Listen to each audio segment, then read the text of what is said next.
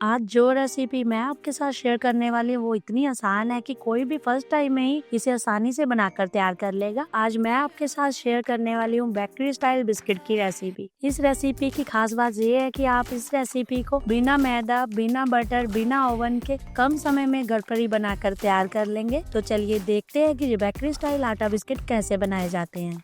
Hello friends, मैं हूँ काजल। तो बिना टाइम वेस्ट करे शुरू करते हैं आज की अमेजिंग रेसिपी।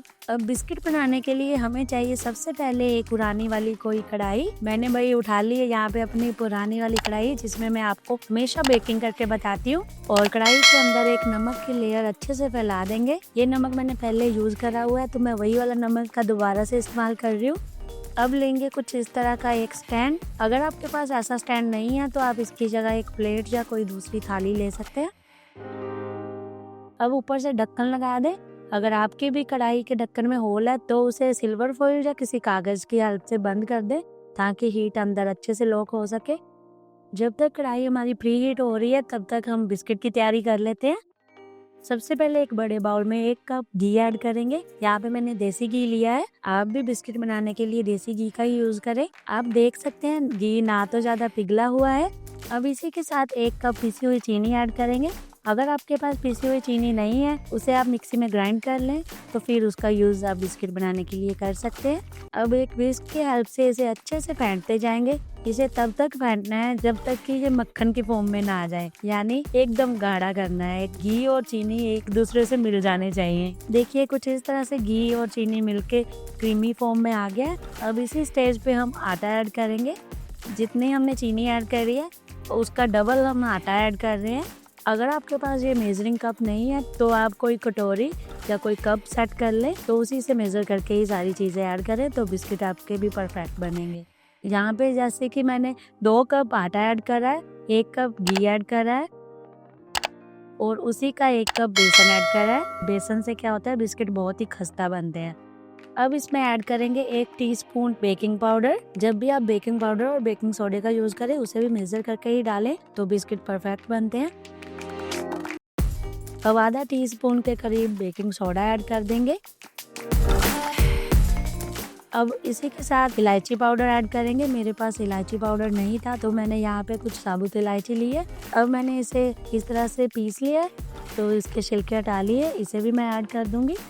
अब यहाँ पे एक इम्पॉर्टेंट चीज़ और है, आपको इसे हल्के हाथों से मिक्स करना है। बहुत ज़्यादा जोर नहीं लगाना, जैसे कि हम आटा लगाते हैं उस तरह से मिक्स नहीं करना है। बिल्कुल हल्के हाथों से मिक्स करते हुए इसे एक साथ लाना है। जैसे हम आटा लगाते हैं ना, उस फॉर्म में लाना है। देखिए कुछ इस तरह से कैसे बाइंडिंग आ रही है, इसी तरह से मिक्स करते रहें। अगर आपका मिक्सर एक साथ नहीं आ रहा तो थोड़ा थोड़ा करके बस दूध ऐड करते जाएं और मिक्स करते जाएं।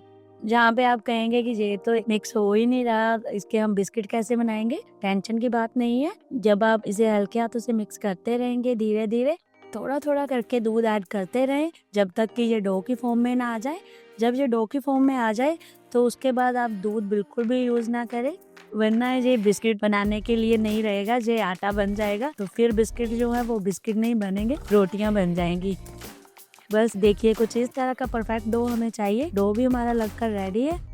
अब इसे हम 2 पोर्शंस में डिवाइड कर लेंगे, क्योंकि आधे में हम चोको चिप्स ऐड करेंगे, तो इसलिए हमने आधा मिक्सचर साइड पर रख दिया है। देखिए अब इसमें मैं थोड़े से चोको चिप्स ऐड कर रही हूँ। अब इसे भी हल्के हाथों से मिक्स कर लेंगे, बहुत ज़्यादा मिक्स नहीं करना। चलिए अब बिस्किट को शेप कर लेते हैं। इस तरह से मिक्सचर का थोड़ा थोड़ा पोर्शन लेके इस तरह से राउंड कर लेंगे।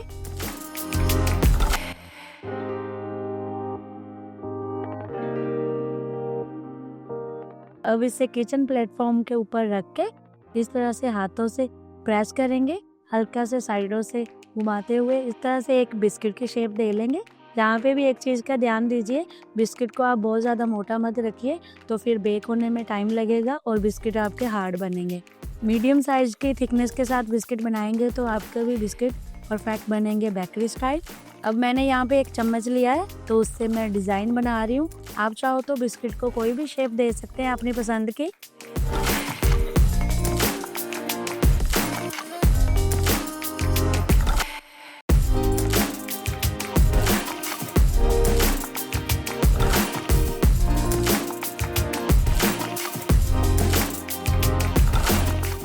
देखिए मैंने इसे इस तरह से बॉक्स वाली शेप दी है।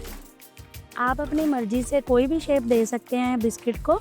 मैं आपको यहाँ पे बताना चाहती हूँ कि हम एक ही मिक्सचर से 4-5 वैरायटी के बिस्किट बनाकर तैयार कर सकते हैं। मैंने 2 बिस्किट तो देखिए जैसे कि मैंने जिसे चम्मच से डिजाइन करा है वैसे बनाए हैं, और दूसरे मैंने 2 बिस्किट मैंने लंबाई में बनाए हैं, और 4 बिस्किट मैंने स्क्वायर शेप में बना लिए हैं। इसी तरह से जो हमने चोको चिप्स डालकर मिक्सर तैयार करा है उसका थोड़ा सा पोर्शन लेके इसी बिस्किट की शेप दे लेंगे और ऊपर से थोड़े से चोको चिप्स लगा देंगे।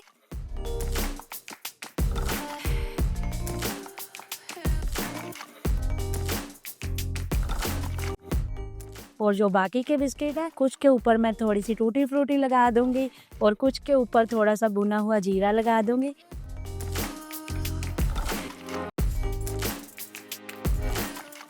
देखिए लग रहे हैं ना कितने अट्रैक्टिव। तो अब बारी आती है इन्हें बेक करने की। तो बेक करने के लिए मैंने यहाँ पे ली है कुछ इस तरह की थाली। आप चाहो तो इसके लिए प्लेट भी ले सकते हैं। अब यहाँ पे इस तरह से सारे बिस्किट रख देंगे, और हाँ थाली को मैंने थोड़ा सा घी से पहले ही ग्रीस कर लिया था, वो मैं आपको बताना भूल गई। अब इसे केयरफुली कढ़ाई का ढक्कन हटाकर कढ़ाई के अंदर रख देंगे।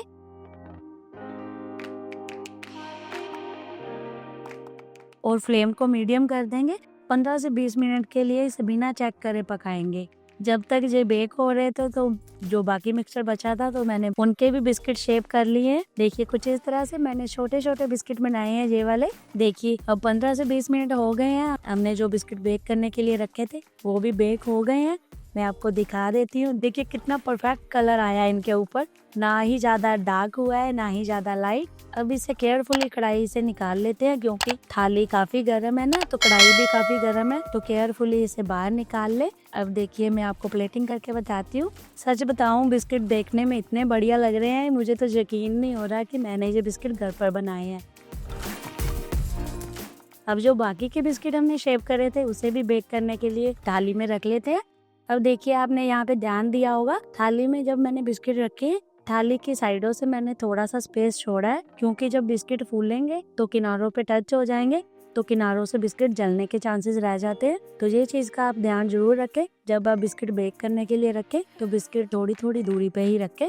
पहले स्टेप में जब बिस्किट हमने बेक करे, बिस्किट मैंने बड़े साइज के बनाए थे, तो वो हल्के से किनारों से लाल हो गए हैं लेकिन जले नहीं है, फिर भी अच्छे लग रहे थे। लेकिन मैं ये आपको इसलिए बता रही हूँ ताकि आप छोटी छोटी चीजों का ध्यान रख के परफेक्ट बिस्किट बना सकें। भाई मैंने तो बना लिए हैं बहुत सारे बिस्किट, 2 बैचेस तो मैंने बेक कर लिए हैं। अब ये लास्ट वाले बिस्किट तो बेक होते रहेंगे। जब तक ये बेक हो रहे हैं तो मैं आपको खाकर बता देती हूँ कि बिस्किट कैसे बने हैं। और हाँ आप जाइए, अगर आपने वीडियो को लाइक और सब्सक्राइब नहीं करा तो अभी जाइए। अगर वीडियो में आपको कुछ पसंद आया तो लाइक करें, अगर कुछ नहीं पसंद आया तो डिसलाइक करें, और अपने प्यारे प्यारे कमेंट्स मुझे जरूर बताएं। आपके प्यारे प्यारे कमेंट्स पढ़कर मुझे बहुत ही अच्छा लगता है। अगर आपको ये वीडियो या रेसिपी पसंद आई हो तो वीडियो को ज्यादा से ज्यादा शेयर करें, और अपने आसान खाना चैनल को सब्सक्राइब करना ना भूलें।